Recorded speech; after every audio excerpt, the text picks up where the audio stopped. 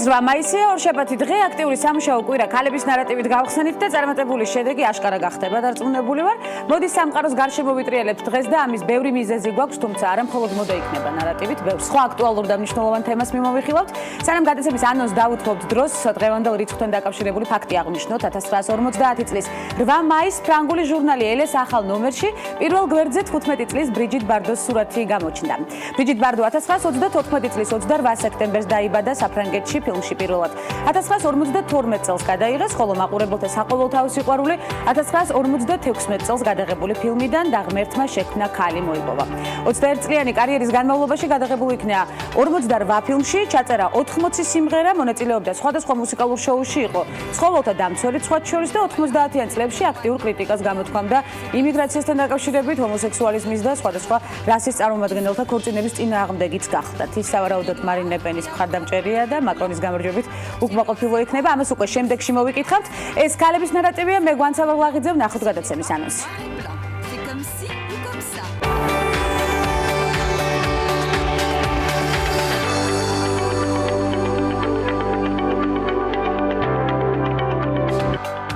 მოდურ ქალაქად მორი გადაღიარებული თბილისი და Mercedes-Benz Fashion Week-ის კიდევ ერთი სეზონის დასასრული. ბაიერების და კრიტიკოსების აზრი და ქართველი დიზაინერები ქალების ნარატივში.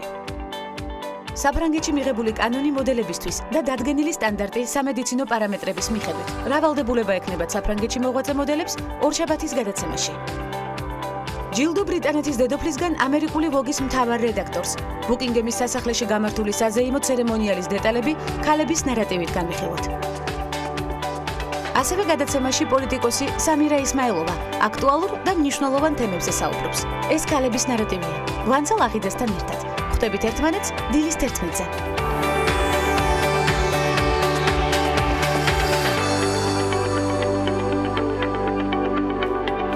გავლენიანი გამოცემა ვოგი თბილისის Mercedes-Benz Fashion Week-ზე ვრცელ სტატიას ავრცელებს. ჟურნალისტი აქცენტს ქართულ ტრადიციულ სამოსზე ჩოხაზე აკეთებს და მკითხველს მის ისტორიას აცნობს. ჩოხა მატყლისგან დამზადებული ქურთუკია, რომელსაც უმეტესად მამაკაცები ატარებენ. მის წინა მხარეს იარაღის ჩასადებ ჯიბეებსაც ვხედავთ, რომელსაც დღეს მხოლოდ დეკორატიული დატვირთვა აქვს. წერს სტატიის ავტორი და აღნიშნავს, რომ ჩოხის მოდური ელემენტები აქტიურად გამოიყენება საკუთარ კოლექციაში. დიზაინერმა დევიდ კომამ გამოიყენა სწორედ ეს. ლონდონში 2017 წლის სამშემოდგომო კოლექციის წარდგენისას თავის ფესვებს დაუბრუნდა და ვაზნების ჩასადების შტრიხები გამოიყენა, ვკითხულობთ სტატიაში. ამასთან გამოცემა აღნიშნავს, რომ მიმდინარე წლის მოდის კვირაულზე თბილისში ჩოხის ელემენტები დიზაინერმა ანუკა ქებურიამაც გამოიყენა. ჩოხის შეძენას კი ვოგი მკითხველს მაღაზიაში სამოსელი პირველი სთავაზობს. ამასობაში აღნიშნოთ კიდევ ერთი მნიშვნელოვანი ფაქტი უკვე ამერიკული ვოგისთვის. ამერიკული ვოგის მთავარმა რედაქტორმა ანა ვენტურმა ბრიტანეთის დედოფლის ელიზაბეთ მეორესგან მოდის და ჟურნალისტიკის სფეროებში შეტანილი წვლილისთვის და ამას წოდება მიიღო. ანა ვენტური ბრიტანელია და ის ამერიკულ ვოგს 30 წელია ხელმძღვანელობს. საზეიმო ცერემონია ბუკინგემის სასახლეში გაიმართა. სანდრემო ჯუნიორზე წელს საქართველომ გაიმარჯვა. სანდრემო ჯუნიორ 2017 გამარჯვებული 6 მაისს გამოვლინდა და 11 წლის ლიზი წერეთელი გრან-პრის მფლობელი გახდა. ამის შესახებ სოციალურ ქსელში მუსიკოსი გიგა კუხიანიძე წერს, როგორც ცნობილია კონკურსში საქართველოს ჩართვის სურვილი სანდრემოს პრეზიდენტმა გამოთქვა. კონკურსში 6-დან 15 წლამდე ასაკის მომღერლები მონაწილეობენ.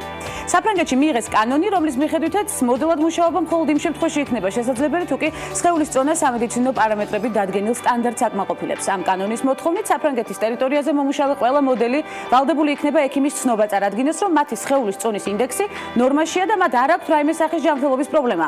დამსაქმებლებს, რომლებიც ამ კანონს დაარღვევენ, 6 თვემდე პატიმრობა და 75,000 ევროს მოცულობის ჯარიმა ემუქრებათ. მოდელი კენდალ ჯენერი ინდურ ვოგში გამოჩენისთანავე გააკრიტიკეს, ლამაზ მამამ მონაწილეობა მიიღო ფოტოსესიაში, რომლის ავტორიც ლეგენდარული მარიო ტესტინო გახდა. გადაღებები ჯაიპურში მიმდინარეობდა. ჯენერის გამოჩენამ სოციალური ქსელის მომხმარებლები აღშფოთა. მათი აზრით, კენდალის ადგილას ინდოელი მსახიობი ან მოდელი უნდა ყოფილიყო. ადგილობრივებს ისიც არ მოეწონათ, რომ ჯენერმა ვოგი ინდიას ფოტოები საკუთარ ინსტაგრამზე არ განათავსა, როგორც ამას სხვა დროს აკეთებს ხოლმე. მას შემდეგ, რაც ადელი მუსიკალურ სარბიელზე გამოჩნდა, ის მუდმივად მოწინავე პოზიციებს იკავებს დამეთანხმებით ყველანაირ რეიტინგში. ცოტა ხნის წინ ის 30 წლამდე ასაკის ყველაზე მდიდარ მომღერალადაც დაასახელეს. ბოლო 1 წლის განმავლობაში მან 40 მილიონი ფუნტი სტერლინგი გამოიმუშავა. შესაბამისი რეიტინგი გამოცემამ The Sunday Times-მა გამოაქვეყნა. საერთო ჯამში კი ყველაზე მდიდარ მუსიკოსებს შორის ადელი მე-19 ადგილზე განთავსდა. პირველ პოზიციას პოლ მაკარტნი იკავებს, მეორეს ენდრიუ ლოიდ ვებერი, მესამეს კი ჯგუფი U2. Საჩხარულო ამბავი HBO-ს საკულტო სერიალ სამეფო კარის თამაშების თაყვანისმცემლებისთვის ტელეარხმა უკვე გააფორმა კონტრაქტი 4 სცენარისტთან, რომლებიც სერიალის გაგრძელებაზე ჯორჯ მარტინთან ერთად იმუშავებენ. ეს იქნება პირველი შემთხვევა, როდესაც არხი მისი ყველაზე პოპულარული სერიალის სპინ-ოფს გადაიღებს, რაც გულისხმობს იმას, რომ ახალ 4 სერიალში ამავე სამყაროში მომხდარ სხვა მოვლენებს ვნახავთ, სხვა პერსონაჟებით და სხვა მითოლოგიით. ვიდრე HBO-ს საკულტო სერიალის 4 ახალ გაგრძელებას შემოგთავაზებს, შეგახსენებთ, რომ სამეფო კარის თამაშების მე-7 სეზონის პრემიერა HBO-ზე 16 ივლისს შედგება. ამერიკელი ტელეწამყვანი ელენ დეჯენერესი და მსახიობი კევინ ჰარტი YouTube-ზე ახალ შოუებს გააკეთებენ, რომლის ნახვაც ნებისმიერ ადამიანს უფასოდ შეეძლება. როგორც ცნობილია, Google რამდენიმე $100 მილიონ დახარჯავს იმისთვის, რომ YouTube-ისთვის ორიგინალური მასალა შეიქმნას. ეს ყველაფერი კი 2018 წლისთვის იგეგმება. როგორც ჩანს, YouTube-ის უნდა რომ Netflix-სა და სხვა მსგავსი ტიპის ონლაინ სტრიმინგის კომპანიებს კონკურენცია გაუწიოს, ერთ-ერთი ასეთი სწორედ ელენისა და ჰარტის ახალი შოუები იქნება. მათ გარდა ვიდეო პორტალისთვის შოუებს სხვა რამდენიმე ვარსკვლავიც გააკეთებს. FIFA მოთამაშეებს ჰიჯაბებში გამოსვლის ნებადართო ამასობაში, ეს ყველაფერი აზიური გუნდებისთვის, მუსლიმ მოთამაშეებს უფლება აქვთ ნებისმიერი თავსაბურავი გამოიყენონ. ოღონდ არის გარკვეული მითითება, ჰიჯაბი უნდა იყოს ან თეთრი, ან შავი, ან ფორმის ფერის შეხამებით. არ უნდა დაფაროს სახის ნაწილი და არ შეუქმნას საფრთხე სხვა მოთამაშეებს. სიახლე ძალაში 1 ოქტომბრიდან შევა, ჰიჯაბებში გამოწყობილი ქალების პირველი სატესტო მატჩი ირანში 13 აპრილს გაიმართა. ინტერიერის დეკორატიული ნივთები ბავშვებისა და უფროსებისთვის ბაზარზე ახალი ქართული ბრენდი პიგმალიონი გამოჩნდა. იდეის ავტორებმა გვანცა და შორენა მალანიებმა ქალების ნარატივთან საუბრისას აღნიშნეს, რომ მიუხედავად იმისა, რომ ბრენდი სულ ერთი თვე არაც არსებობს, მოთხოვნა და დაინტერესება საკმაოდ დიდია. სამომავლოდ ბრენდი აპირებს შექმნას კიდევ უფრო მრავალფეროვანი პროდუქცია და ნივთები ექსპორტზეც გაიტანოს. იქიდან რომ გვინდოდა შეგვექმნა, თქვათ, ინტერიერის დეკორატიული ნივთები, რომელიც იქნებოდა ქართული და იქნებოდა გათვლილი პირველ რიგში ქართულ მომხმარებელზე. ამ ეტაპზე გაყიდვა ხდება სოციალურ ქსელის მეშვეობით, Facebook-ის მეშვეობით და კურიერის მომსახურებით, ჯერჯერობით თბილისის მასშტაბით. რა თქმა უნდა, მუშაობთ ასე როგორც ჩვენი დიზაინი თქვით, ასევე ინდივიდუალურ შეკვეთებსაც ვიღებთ. თუ გამოჩნდება ისეთი მაგათად ან კომპანია, ან თვითონ მომხმარებელი, ვისაც სურს რაიმე განსაკუთრებული დიზაინით შექმნას, ჩვენ აუცილებლად დავეხმარებით ჩვენს მომხმარებელს. პირდებით რომ ბევრ ახალ და საინტერესო პროდუქციას შევთავაზებთ. წარმატებების სტარტაპს რამდენიმე წამში უკვე საინტერესო პერფორმანსის სტუმრებთან ერთად ბრუნდებით და არტის მოდის და საინტერესო ნარატივის სინთეზი გველის, თუმცა მანამდე ისტორიული მიმოხილვა ტრადიციულ რუბრიკაში.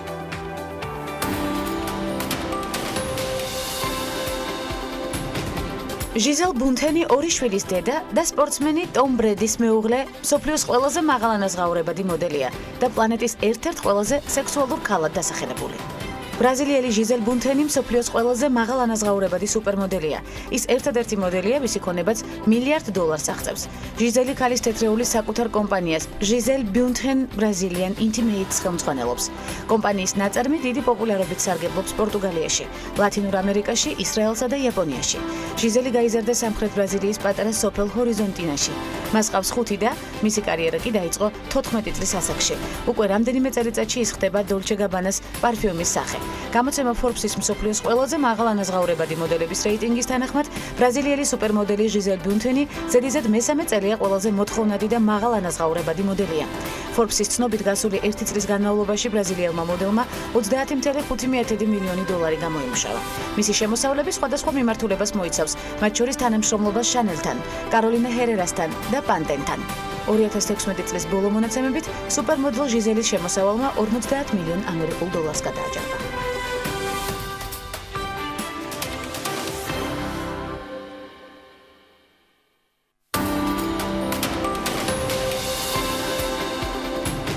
ბილ გეიტსის მეუღლე, Microsoft-ის ყოფილი მენეჯერი და ქველმოქმედი მელინდა გეიტსი დაიბადა 1974 წლის 15 აგვისტოს.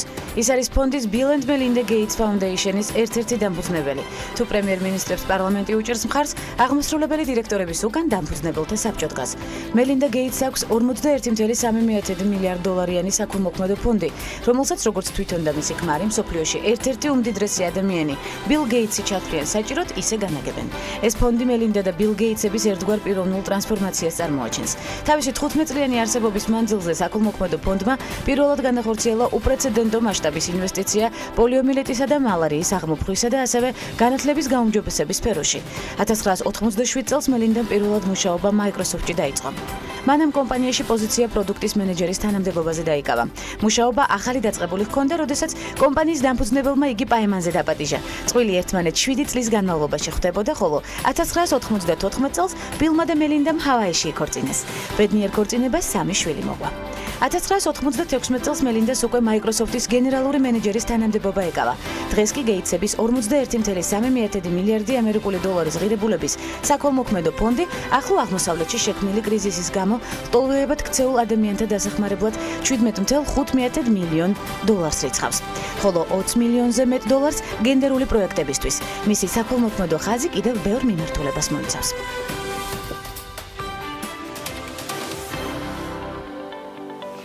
თბილისში Mercedes-Benz Fashion Week-ის კიდევ ერთი სეზონი მთავრდება. ბაიერებმა, კრიტიკოსებმა და მოდის მოყვარულებმა უკვე იციან რა უნდა გვეცვას მომავალ ზამთარსა და გაზაფხულს. თბილისი კი კიდევ ერთხელ აღიარეს მოდურ ქალაქად. დეტალებზე ჩვენი ჟურნალისტი მარიამ ადამია ისაუბრებს, რომელიც უშუალოდ ესწრებოდა მოდის კვირაულს და გაეცნო აქტუალურ ტენდენციებსა და მათ შორის ბაზარზე არსებულ პრობლემებსაც. მარიამ, მოგისალმებით. გვანცა, საერთაშორისო მოდის კვირაული Mercedes-Benz Fashion Week თბილისი წელს იმით გამოირჩეოდა, რომ ევროპულ ტენდენციებს თბილისური მოდური ტრენდები ემატებოდა და ეს ინტერნაციონალური ნარევი საერთაშორისო შედეგს იძლევა. თბილისი მსოფლიოს ცხოვრების სტილს არ კარნახობს, თუმცა ბოლო დროს ქართველი დიზაინერების შექმნილი სამოსი ნამდვილად აქტუალური გახდა მსოფლიოში. ამას კი კვირაულის ფარგლებში ჩამოსული სტუმრების პრესისა და ბაიერების რაოდენობაც ადასტურებს. Mercedes-Benz Fashion Week თბილისის მოდის კვირაულს 50-ზე მეტი საერთაშორისო სტუმარი დაესწრო წელს. მსოფლიო მოდის დედაქალაქებიდან ჩამოვიდნენ მოდის კრიტიკოსები, ბაიერები, ცნობილი გამოცემის ჟურნალისტები და რედაქტორები, მათ შორის მოდის ბიბლიის Vogue-ის წარმომადგენლებიც.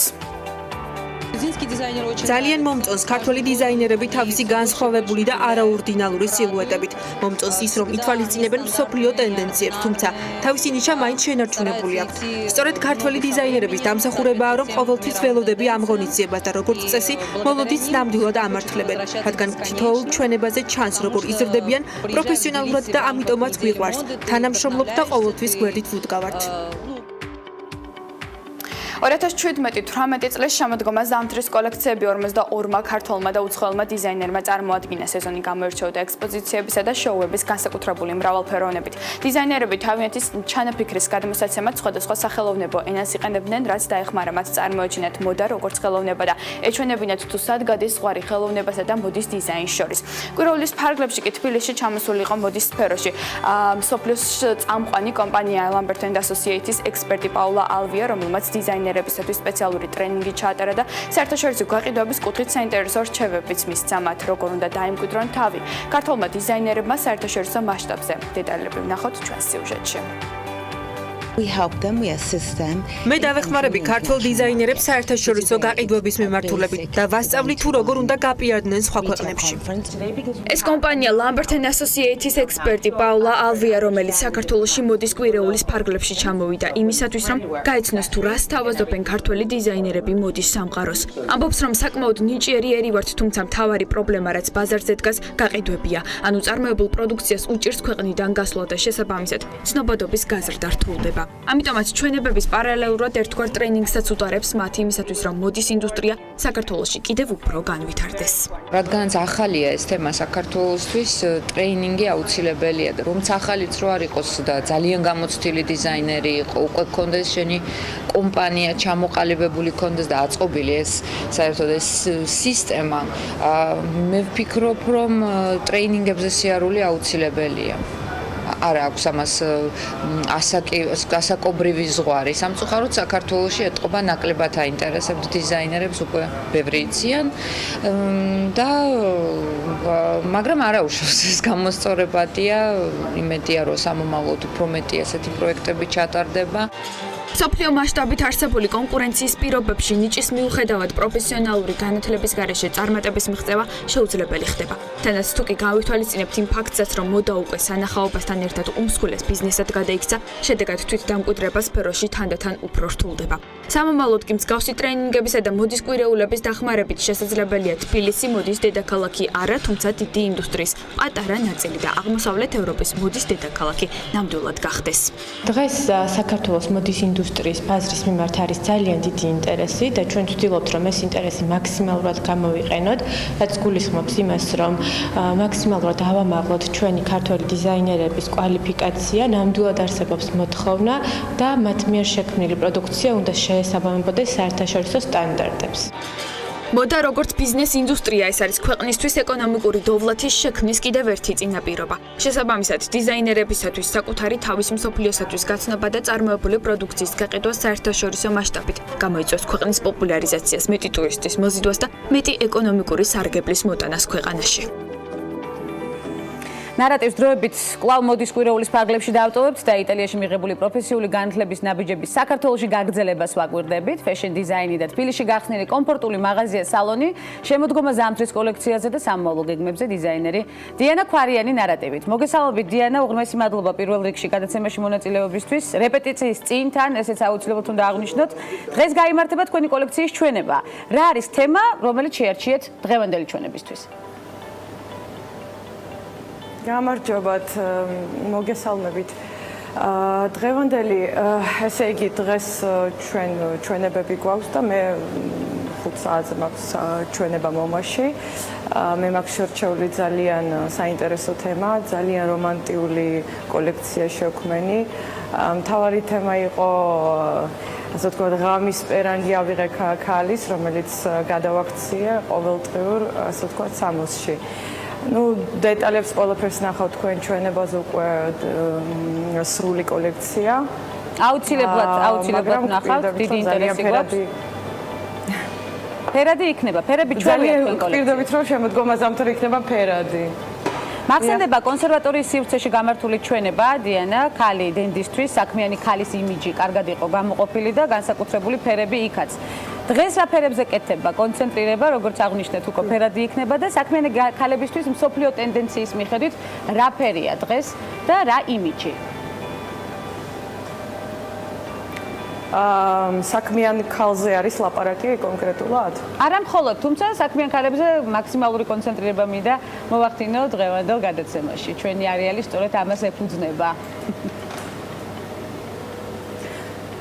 დიახ, იცით რა არის დღევანდელი ტენდენციები არის იმდენად საინტერესო, იმდენად იცვლება მოდა და იმდენად მიდის წინ, რაც ადრე იყო აუცილებელი ძალიან მკაცრი დრესკოდები, დღეს ქალებს აქვს საშუალება რომ ჩაიცვან საქმიან ქალზე პირველ რიგში მაქვს ლაპარაკი, ჩაიცვან უფრო მოდურად, უფრო საინტერესო და არ არის აუცილებელი ვთქვათ იგივე შარვალ კოსტუმი ეცვათ ჩვეულებრივი უბრალო არის ძალიან ბევრი დიზაინერი ქმნის ისეთ ლამაზ კოსტუმებს, შარვალებს, რომელიც უკვე ოფისში და ზოგადად საქმიანი ქალი უკვე გამოიყურება საკმაოდ განსხვავებულად, ასე ვთქვათ და მოდა იმდენად თავისუფალი გახდა, იმდენად შერეულია სტილები, რომ უკვე მე ძალიან ბევრჯერ მაქვს ნახე, როცა საქმიან ქალს აცვია ისეთი უცოტა სპორტული ფეხსაცმელიც უკვე და არ არის აუცილებელი დოგმატური ჩაცმულობა, რომელიც კომფორტზე გადავიდა.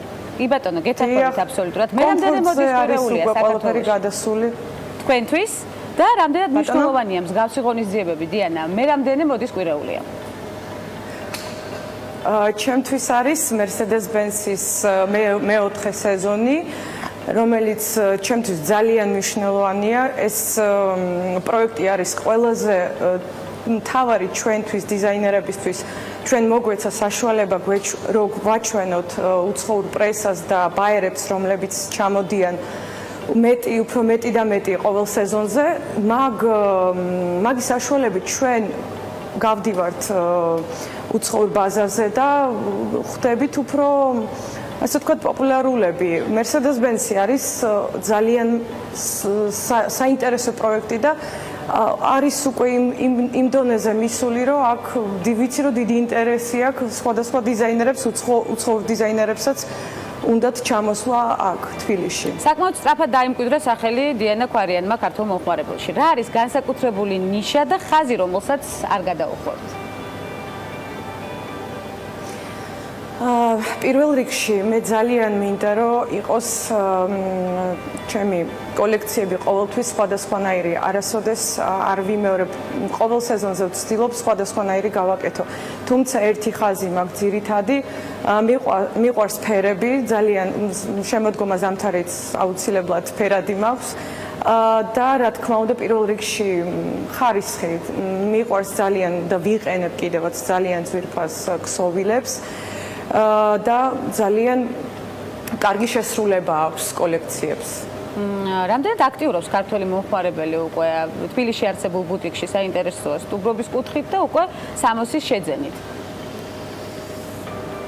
ძალიან კარგად სხვათა შორის რაც მახარებს ყოველდღე არ არის მარტო გათვლილი ეს ტურისტებზე ან თქვა თუ ცხოვრ კლიენტებზე არა პირველ რიგში მე ვქმნი ქართველებისთვის ქართველი ქალბატონებისთვის და ძალიან მიხარია და ამაყად შემიძლია ვთქვა რომ უმეტესობა არიან ქართველები ვინც მოდის ჩემთან და იძენს ჩემს კოლექციებს საფასო სეგმენტი როგორია დიანა რამდენად ხელმისაწვდომია ფასები? დიახ. საკმაოდ ხელმისაწვდომია, ვერ ვიტყვი რომ ძალიან ისე ასე ვთქვათ, არ არის მას მარკეტი ეს ჩემი ხაზი არის უფრო პრეტაპორტე, ანუ არის ძალიან ძვირიანი ქსოვილები ჩეკერილი და კარგი ხარისხის, მაგრამ მე ვიჭერ ისეთ ფასებს, რომ რაც თქვი წეღან, რომ ქართველებს კონდეთ საშუალება რომ მოვიდნენ და ჩემთან უამრავი მომხმარებელია რა თქმა უნდა და აქტოვანებული ქართველი ქალი რა თქმა უნდა ძალიან საინტერესო კოლექციებს ქნით ნამდვილად ეს შემიძლია პირდაპირ ეთერში ვთქვა საერთაშორისო ბაზარზე გასვლის ტენდენციები როგორია დიანა და რას უკავშირდება სამომავლო გეგმები უკვე უცხოეთში სხვათა შორის ძალიან კარგი ტენდენცია გვაქვს ნელ-ნელა სეზონი ყოველი სეზონი გვემატება, ასე ვთქვათ, მე პირადად ახლა ჩემ თავზე ვიტყვი, მემატება Mercedes-Benz-ი, მაგაში ძალიან მეხმარება, მე მოხდი ძალიან კარგ ბაიერებთან, ასე ვთქვათ, ამომირჩიეს და შეიძინეს ჩემი კოლექციები. ეს მე მაქვს ლაპარაკი ამერიკაზე, ევროპაზე. რუსეთზე, რა თქმა უნდა, რუსეთშიც გადის, ძალიან ბევრ ქალაქში. და მე ვთვლი რომ სამომავლოდ ეს პროექტი ესეთი ტემპებით როგორც გრძელდება მე დარწმუნებული ვარ რომ ჩვენ ანუ ერთ დღეს გახდება დედაქალაქი ერთ-ერთი დედაქალაქი მოდის ჩვენი თბილისი იმიტომ რომ ძალიან ბევრი კარგი დიზაინერი ყავს ძალიან ბევრი ნიჭიერი და თან ჩვენ გვაქვს ეს პლატფორმა Mercedes-Benz-ი, რომელიც გვაძლევს საშუალებას, რომ კიდევ და კიდევ უფრო წინ წავიდეთ. ასე რომ სამომავლოდ დარწმუნებული ვარ, რომ კიდევ უფრო მასშტაბური გახდება ეს ყველაფერი. ძალიან გვახარებს თქვენი ჩართულობა, კიდევ ერთხელ უღრმესი მადლობა გადაცემაში მონაწილეობისთვის, ველით მომდევნო აღიარება დიანა და არ გამოგრჩება მნიშვნელოვანი წარმატებას გისურვებთ დღეს და შევხვდებით უკვე მომავალშიც. დიანა ქვარიანი დიზაინერი სტუმრობდა, იყო ჩართვაში გადაცემაში ქალების ნარატივი, აუცილებლად გვესტუმრება უკვე სტუდიაში, სამაში დარწმუნებული ვარ, წარმატებები დღეს მას ჩვენებაზე, ჩვენ მცირე სარეკლამო ბლოკის შემდეგ ბრუნდებით საინტერესო სტუმართან ერთად დაგვალდით.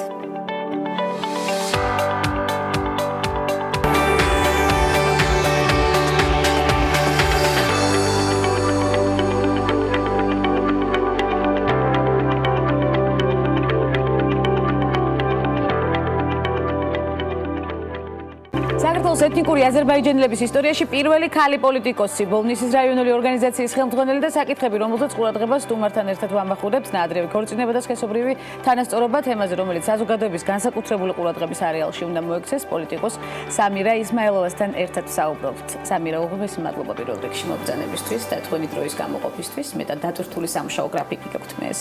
ვიცი, IT ტექნოლოგიებიდან პოლიტიკაში. რატომ მოხვედით პოლიტიკაში და რა არის თქვენი ძირითადი მიზანი? მოგესალმებით, დიდი მადლობა მოწვევისთვის. რაც შეეხება იმას, თუ როგორ მოხდა IT ტექნოლოგიების სპეციალობით პოლიტიკაში. რა თქმა უნდა, ეს მიზანმიმართულად არ იყო უბრალოდ საზოგადოებრივი მოვლენებიდან და იმ გარემოდან გამომდინარე რა რეალობაში ჩვენ ცხოვრობთ. ვთვლიდი რომ ბევრად უფრო ეფექტური იქნებოდა საზოგადოებრივ საქმიანობაში. ესე მიზანმიმართულად პოლიტიკურ ცხოვრებას და პოლიტიკურ აქტივობებზე ნამდვილად არ მეფიქრია. 2008 წელს დავიწყე საზოგადოებრივი აქტივობა ეს არის სამთავრობო ორგანიზაციების ფარგლებში და ვაკეთებდი ბევრ სხვადასხვა რაღაც ღონისძიებებს, აქტივობებს. აუცილებლად შევეხებით ამ ღონისძიებებს. 2012 წლიდან უკვე აქტიურად ჩაერთვით.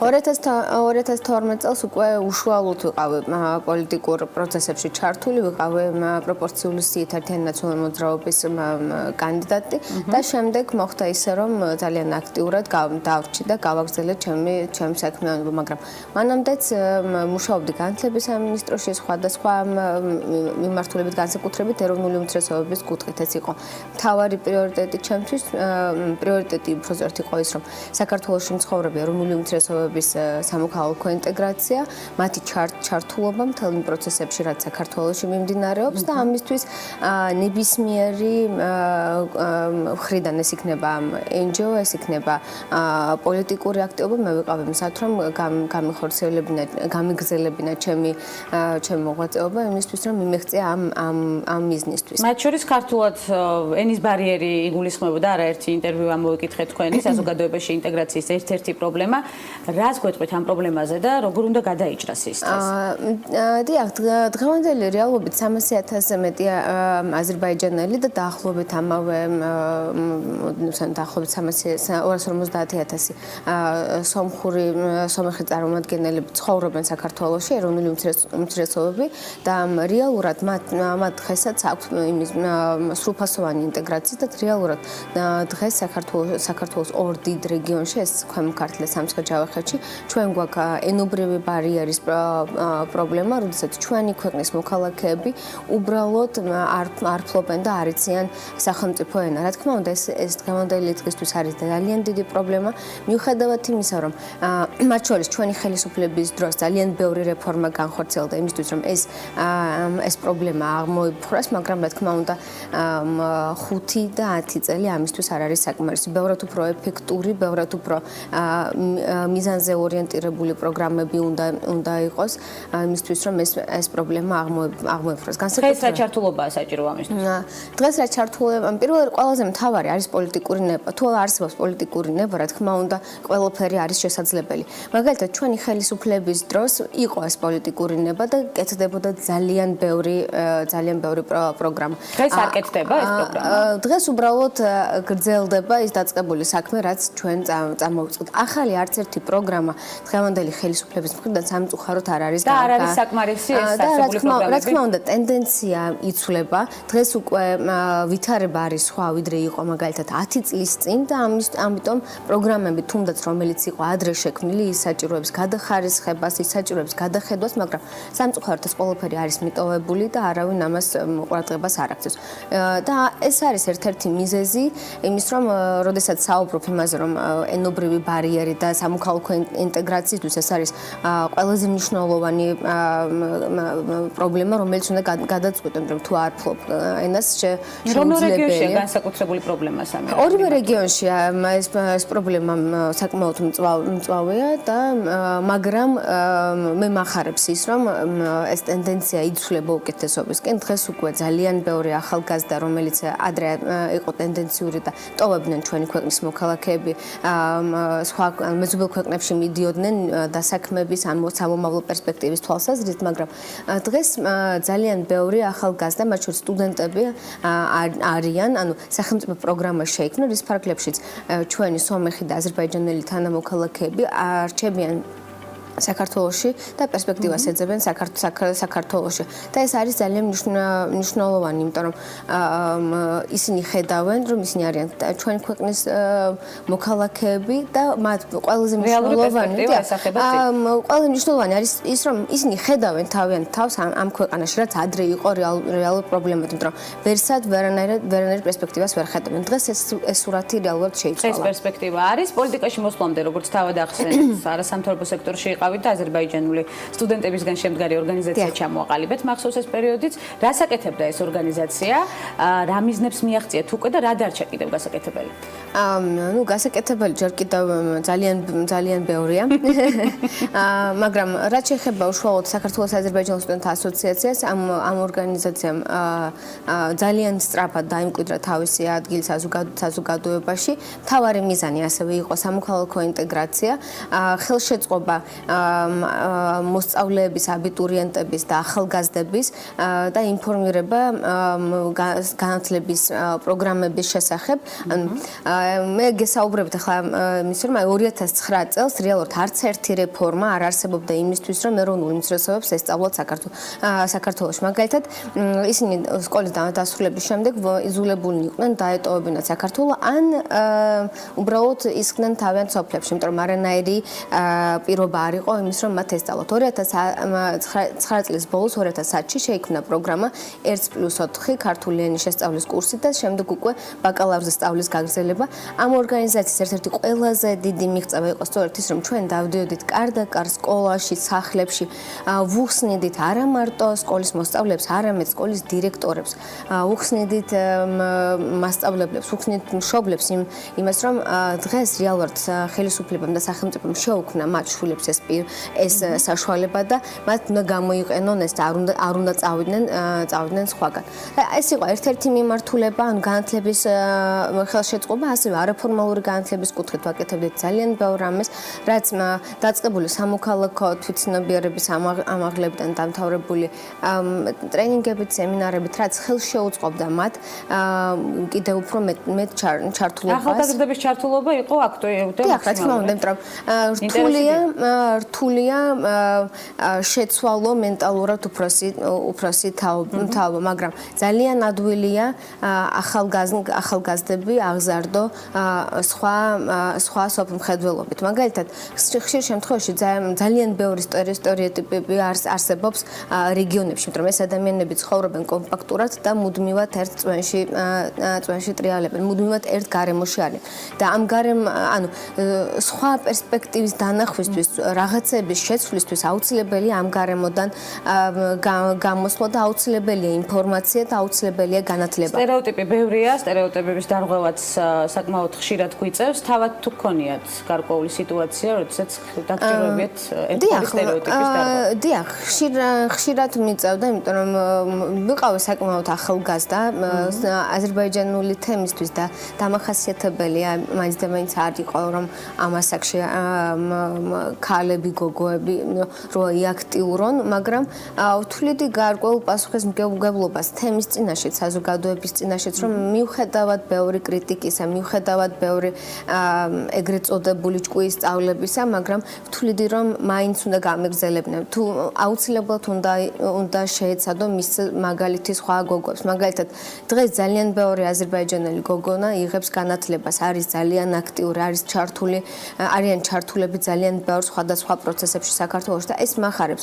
თუმცა ამის გამო ბევრი წინაღობის გადალახვა არ უწევთ სამი არსებული. დიახ, რა თქმა უნდა, დღესაც უწევთ, მაგრამ დღეს ბევრად უფრო მარტივია, იმიტომ რომ ცოცხალი მაგალითები არსებობს ამისთვის და აგრესიაც ბევრად უფრო ნაკლებია. მე განსაკუთრებით ეს დავინახე საპარლამენტო არჩევნების დროს, ჩემს კამპანიის დროს, როდესაც მე არ დაგიმალავ განცად და გეტყვი რომ თუნდაც პარტიის შიგნით ლიდერებიც კი ცოტა სკეპტიკურად იყვნენ ჩემს მიმართ განწყობილი იმ თვალსაზრისით რომ ქალი აზერბაიჯანელი ამ ასაკში რამდენად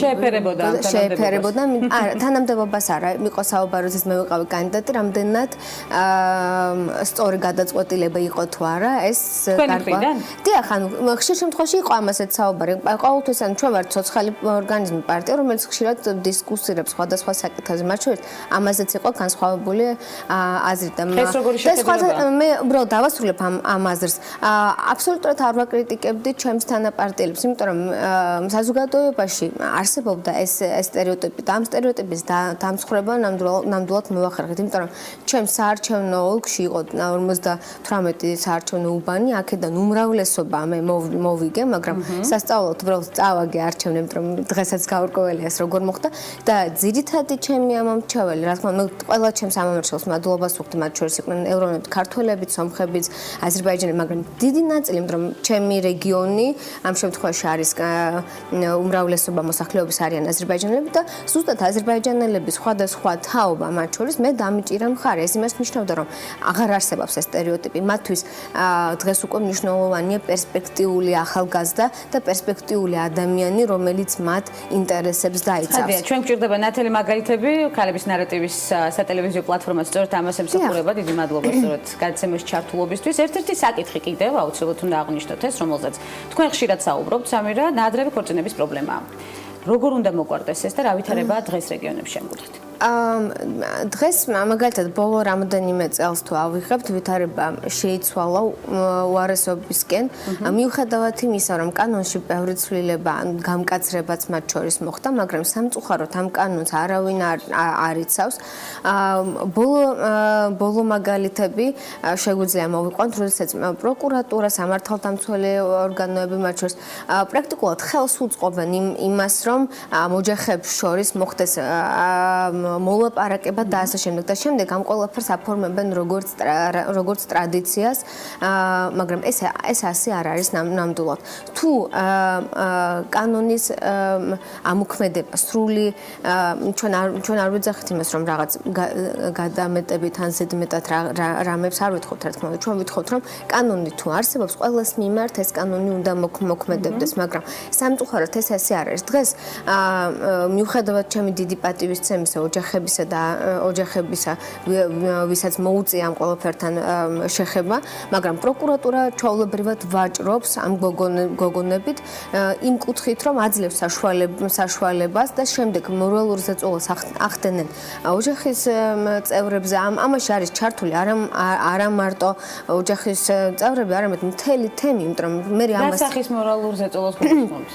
იმას რომ თუ ეს გოგონა საბოლოო ჯამში ანუ აირჩევს იმას რომ არ გაყვება ვთქვათ იმ ადამიანს ვინც მოიტაცა ანუ პატარა ასაკში მით უმეტეს აფორმებ იმას რომ შენ გაწირავ ამ ადამიანს ამდენი წლით მით უმეტეს სისხლის სამართლის დანაშაულია შესაბამისად მაგალითად ბოლო მაგალითს მოვიყვან მარნეულის ერთ-ერთ სოფელში სადაც მოხდა სამართალდამცველებს არაფერი არ გაუკეთებიათ რეალურად იმ მომენტამდე სანამ თვითონ გამტაცებელმა არ მიიყვანა ეს გოგონა პოლიციის შენობაში იქამდე არაფერი არ მოხდა რომ არც ერთი თიც კი არ გაუნձრევიათ ამ ადამიანებს ეს ნიშნავს იმას რომ უბრალოდ ძალიან ხელი აქვს ჩაქნეული მაგრამ მე ვწუხარ იმიტომ რომ შეიძლება ძალიან ცუდად ფატალურად მთავრდება ასეთი შემთხვევები მე ვწუხარ იმიტომ რომ ჩვენი ხელისუფლების დროს ბევრად უფრო მკაცრად იყო და მე ვხედავდი იმას რომ ყველას ისეთი შეგრძნება ჰქონდა რომ თითქოს და პრეზიდენტის დონიდან დაწყებული ყველა მათ ანუ უთვალთვალებდათ და მათზე იყვნენ ანუ არ ხორციელდებოდა მაშინ არ იყო მსგავსი პრობლემები იყო მაგრამ ესეთი ტენდენციური არ იყო ბოლო პერიოდი მაგალითად 3-4 წელიწადი რო ავიღოთ ნამდვილად ბევრად უფრო ხშირ გახშირებულია ეს და ამის ერთ-ერთი მიზეზი სწორედ არის ის რომ ადამიანები რომლებიც ამას ახორციელებენ არ არიან დასჯილების სათანადოდ კანონის კანონის გამკაცრება გამოსავალი თქვენი გადასახადებით არა კანონი არის გამკაცრებული კანონის ახსრულება არის მნიშვნელოვანი თუ დღეს არ ხორციელდება უბრალოდ ამ შემთხვევაში ხელისუფლება აძლევს საშუალებას რომ ეს ადამიანები ერთმანეთში ანუ ჩარცხრნენ მოელაპარაკონ და შემდეგ ამას აფორმებენ რომ ეს მათი ტრადიცია არ შეიძლება ეს იყოს ტრადიცია მე ხშირად ვამბობ ამას და კიდევ ერთხელ ხაზს გავუსმებ რომ როდესაც ადამიანის თავისუფლების აღკვეთაზეა მით უმეტეს მის სურვილის საწინააღმდეგო საუბარი თან არასრულწლოვან ასაკში არ შეიძლება აქ რომელიმე ტრადიციაზე იყოს საუბარი ხელისუფლება და კანონი უნდა იყოს უპირველეს ყოვლისა რა თქმა უნდა მათ შორის სქესობრივი უთანასწორობა დისკრიმინაცია მათ შორის რომელიც ძალიან აქტუალურია სამწუხაროდ არა მხოლოდ საქართველოში, არამედ გლობალურად. დიახ, ეს გლობალური თემაა ზოგადად, მაგრამ ჩვენთვისაც არანაკლებად დამახასიათებელია. ხშირ შემთხვევაში ყველაზე ესე ვთქვათ, დატვირთულ საქმეებს ხშირ შემთხვევაში ქალბატონები ეწევიან, მაგრამ წარჩინებული ყოველთვის არიან მამაკაცები. და მე რა თქმა უნდა ვარ იმის მომხრე, გენდერული თანასწორობის მომხრე ვარ, იმიტომ რომ დღეს სხვა ვითარებაში ვცხოვრობ, დღეს ყველა ადამიანს ინდივიდუალურად უნდა განიხილავდნენ არა როგორც მამაკაცს ან ქალს, არამედ მათი პროფესიონალური საქმიანობიდან გამომდინარე, რა შეუძლიათ მათ და მათი საქმიანობა უნდა შეაფასონ და არა სქესით თუ ვინ უფრო სიმპათიურია და ასე შემდეგ. ჩვენ აუცილებლად დაუბრუნდებით ამ თემას. საინტერესო რესპონდენტი ბრძანდებით, უღმესი მადლობა მობრძანებისთვის. ძალიან საჭირო როტო თემას შევახეთ და აუცილებლად გაგრძელდება ამ თემის გარშემო, რა თქმა უნდა, ჩვენი ყურადღების გაფანტვა თუ კონცენტრირება. სამირა ისმაილოვა, პოლიტიკოსი, ახალგაზრდა პოლიტიკოსი, სტუმრობდა გადაცემას ქალების ნარატივი. კიდევ ერთხელ მადლობას მოგახსენებთ და შევხვდებით ერთმანეთს უკვე მომდევნო გადაცემებშიც. ასეთი იყო სამუშაო კვირის საწყისი ქალების ნარატივით. ხვდებით ერთმანეთს ხვალ მორიგი აქტუალური თემებით ზუსტად 11 საათზე დროებით. მე კარგი გოგო ხარ.